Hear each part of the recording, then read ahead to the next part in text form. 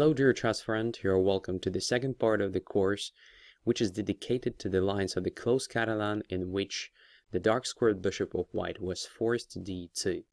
This makes a difference, and our main goal in this lesson is to understand what this difference means. In a position that you can see on the board, white usually plays rook to d1, and after bishop a6 move, we can notice the first problem. So usually d2 square is empty, so against bishop a6, white can play, for example, knight to d2, protecting pawn c4 and preparing e4 simultaneously. Here the situation is different, so white doesn't have a possibility to play knight e2 here, and has to protect pawn c4 the other way, which means in general that to prepare e4, white will have to do something else. So there is no longer this comfortable way of playing knight e2 and e4 without sacrificing the pawn c4. So at the same time, it gives black some additional possibility to improve his position and to be very well prepared for this e4 and so on. So bishop on d2 is ugly.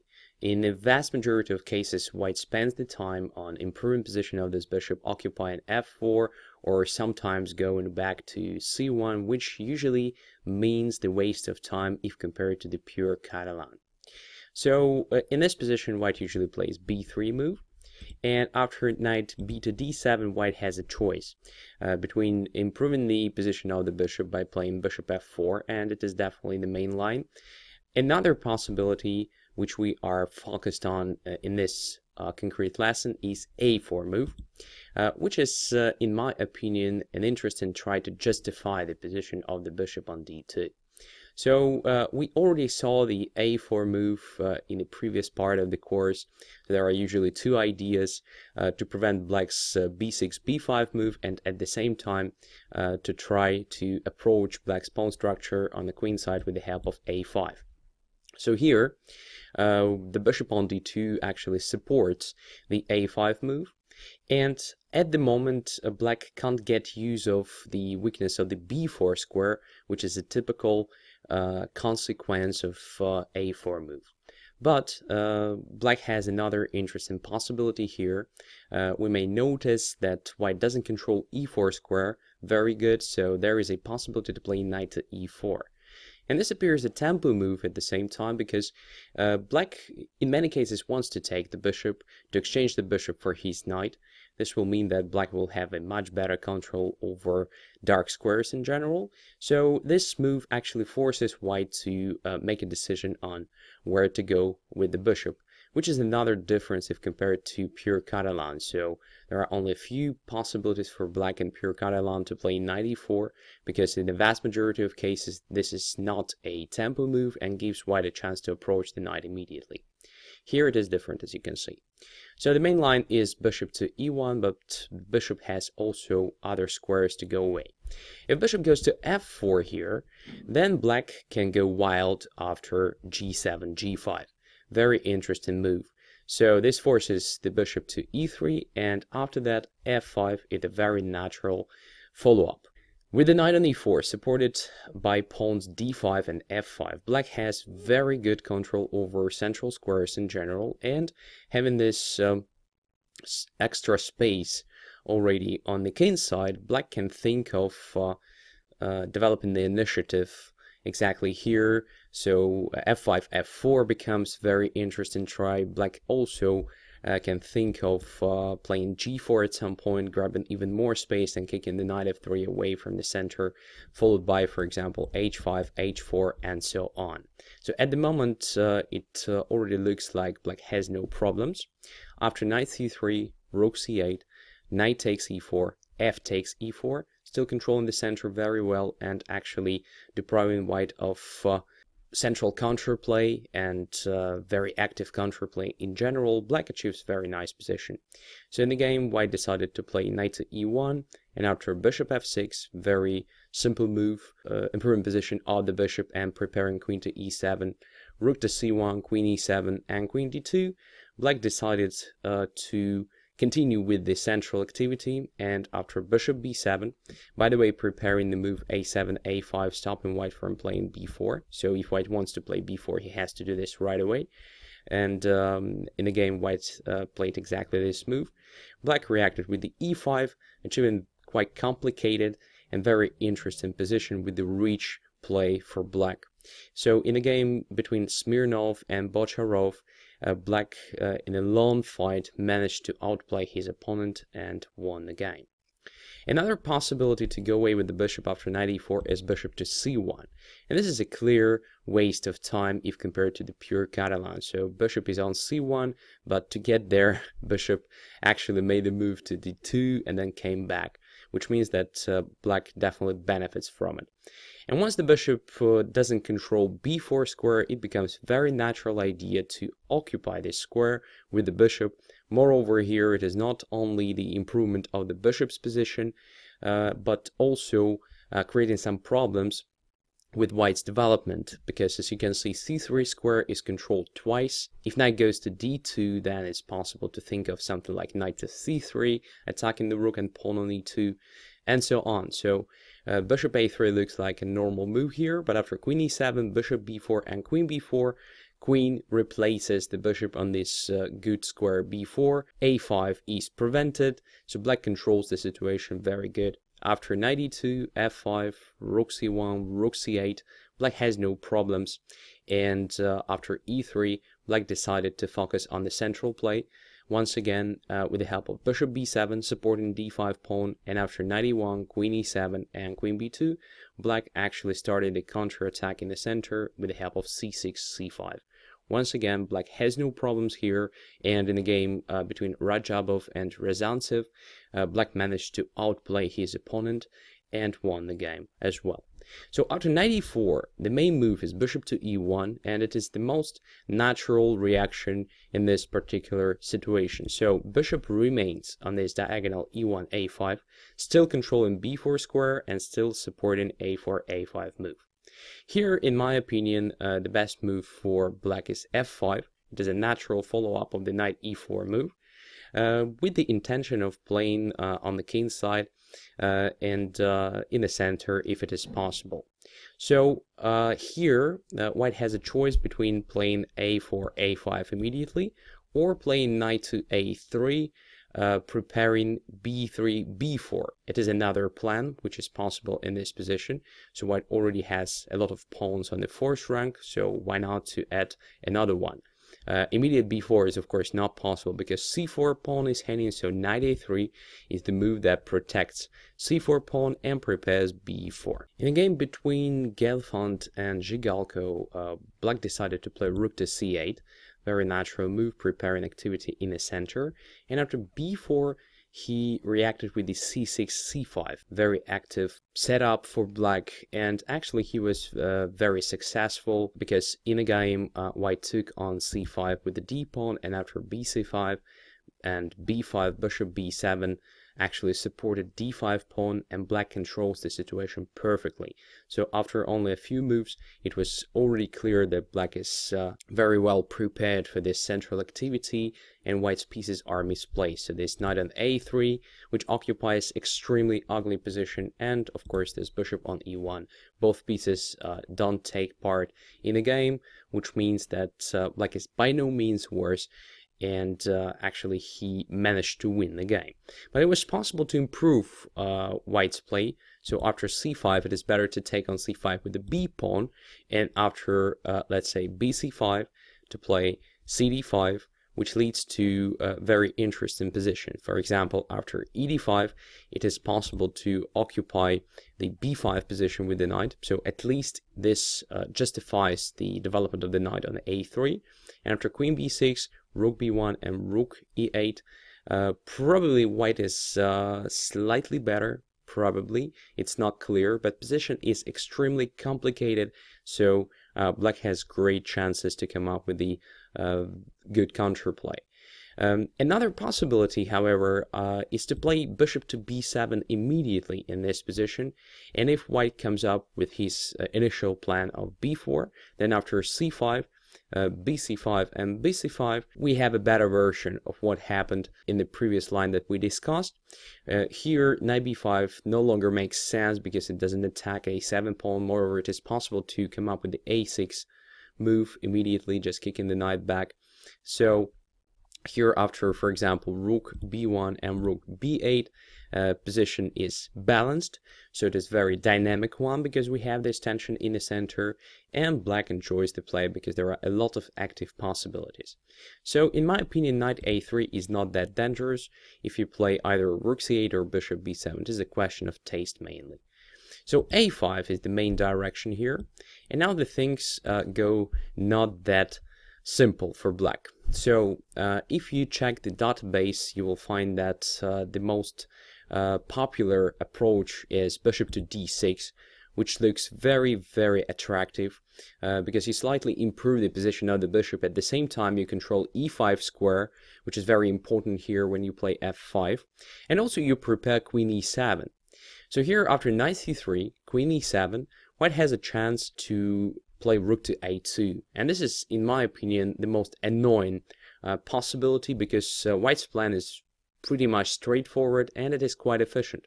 So white wants to occupy the a file, which is not that pleasant for black because this bishop on a6 is actually preventing black from real fight for this file. So now black has a choice between several continuations. For example, b5 move, which looks very natural, in fact appears a mistake. So after cd5, white has a combination. Knight takes d5 all of a sudden, and after ed5, queen goes to c6, and it appears that black simply has no satisfactory defense against queen a6 threat.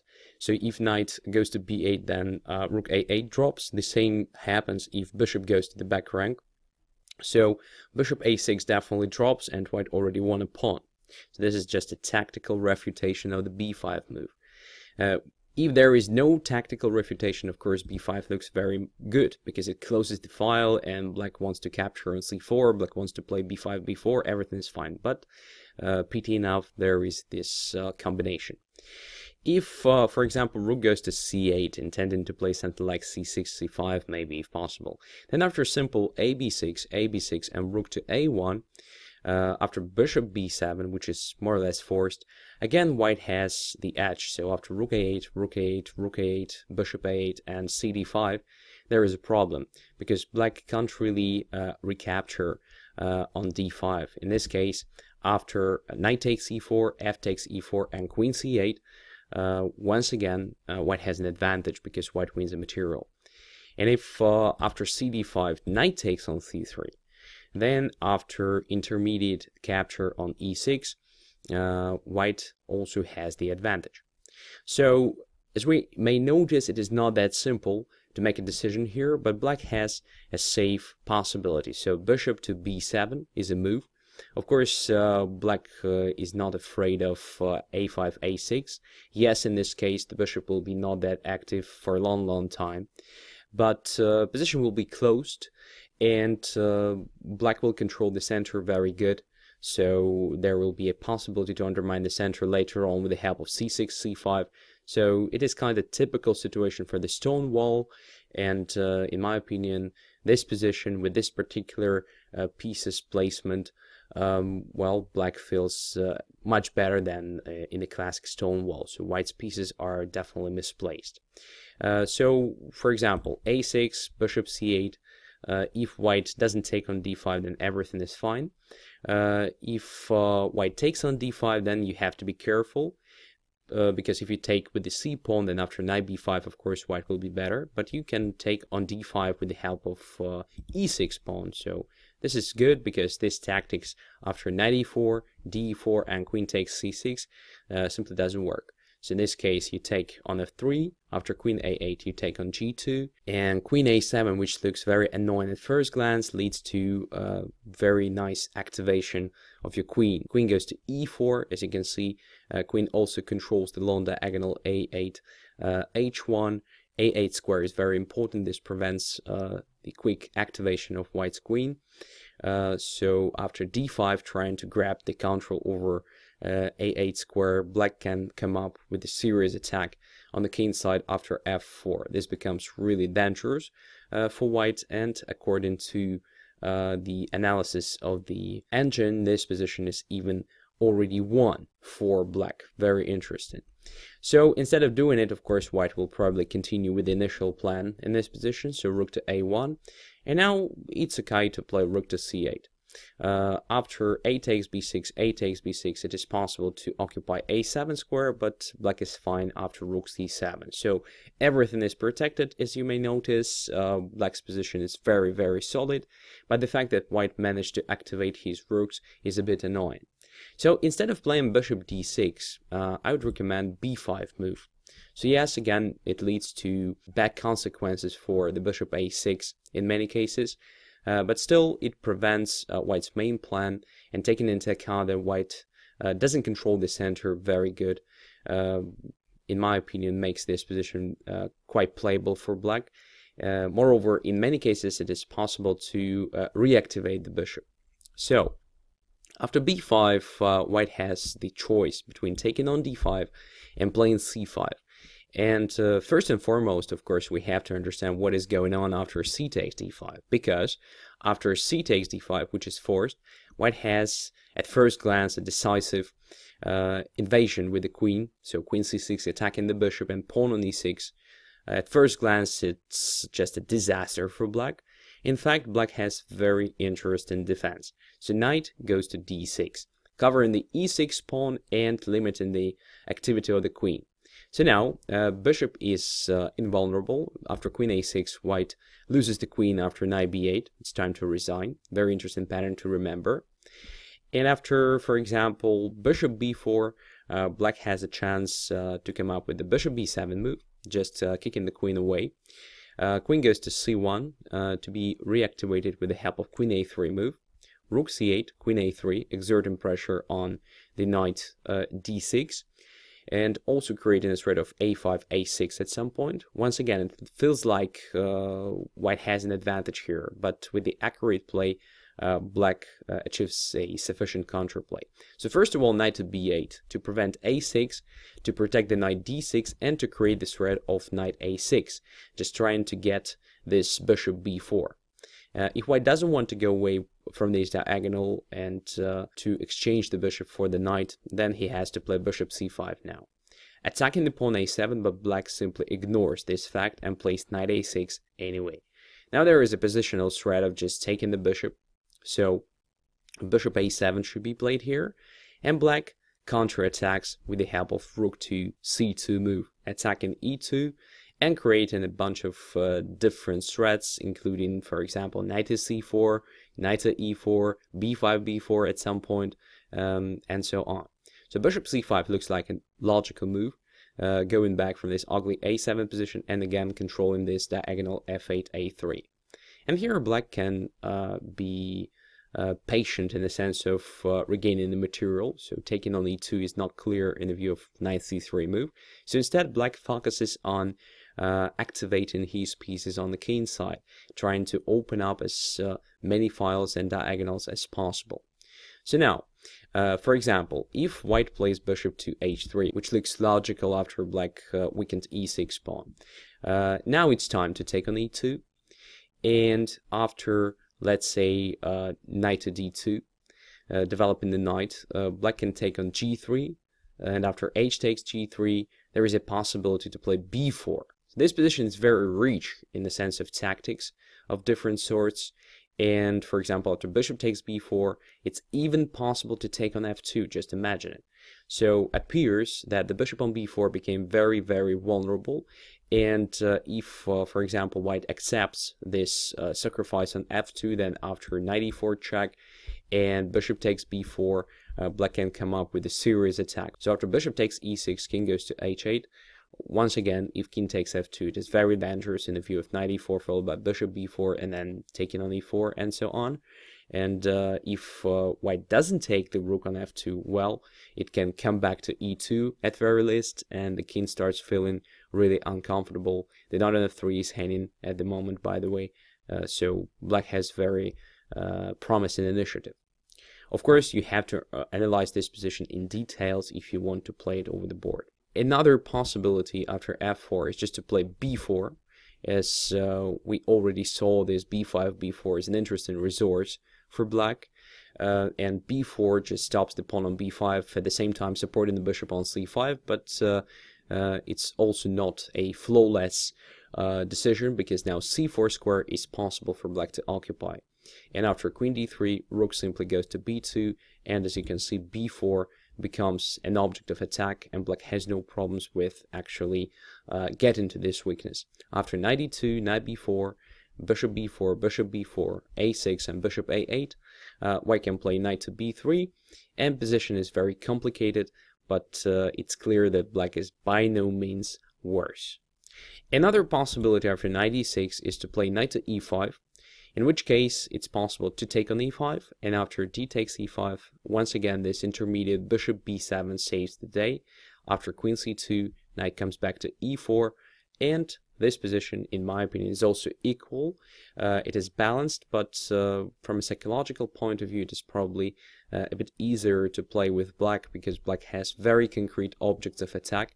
The one is e5 pawn, because white has some problems with protecting it with the help of f2, f4. This will weaken diagonal a7, g1, and black will have some perspectives based on bishop c5. There is a possibility to play rook to c8 very soon, controlling the c file, and white still has to decide how to complete the development, because knight is still on b1. So this position is very nice, in my opinion, to play it with black. Another possibility for white to react to this b6, b5 is, of course, to close the position with the help of c4, c5, making bishop a6 quite passive.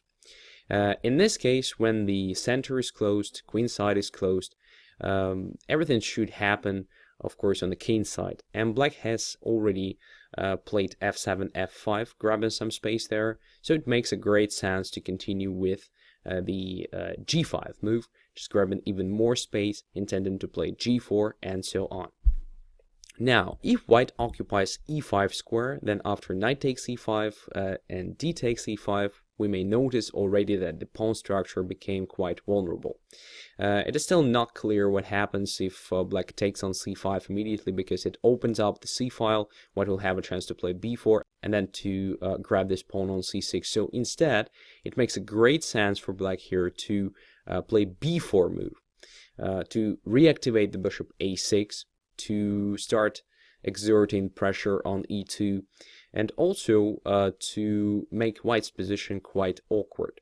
Because if white doesn't take on b4, black is absolutely fine, c5 is hanging, so bishop b4 is forced. And after rook b8, to save again this pawn on c5, the bishop has to occupy this extremely ugly position on a3.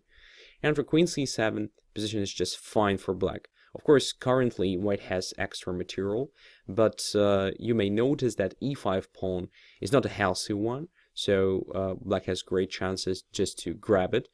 f2, f4 will be too risky for white to play, because it will open up the g file, and black just hopes for opening all the files on the king side, because black has some great chances to come up with the attack there.